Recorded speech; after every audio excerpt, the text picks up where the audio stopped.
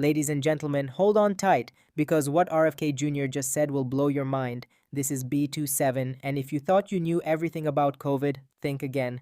So, RFK Jr. recently went on the Benny Johnson show, and it started out like any regular podcast, the vaccines, the pandemic, the 2020 mess. But then they got to Dr. Anthony Fauci, and what came next left the room in stunned silence. Benny Johnson asked a bold question. He said, "Why exactly did Fauci get a pardon?" Because when you look at the document, it doesn't list any specific crime he's accused of. It just says he can't be investigated for anything over the past 10 years.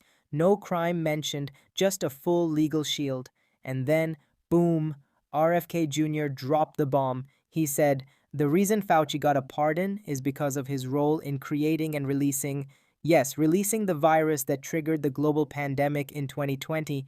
Let that sink in. RFK Jr. said Fauci didn't just fund gain-of-function research. He knew exactly what was going on. He was part of it, supported it, and when the outbreak happened, he had his hands all over it. That's why the Biden administration rushed to pardon him without ever naming the crime. They knew if the truth ever got out, it would crumble everything.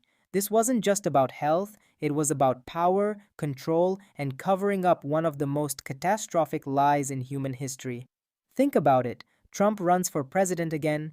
He gets raided, indicted, called a threat to democracy. But Fauci, he helps create a global crisis, potentially kills millions, and he gets a silent, sweeping pardon. And guess what the media says? No one is above the law. Yeah, right.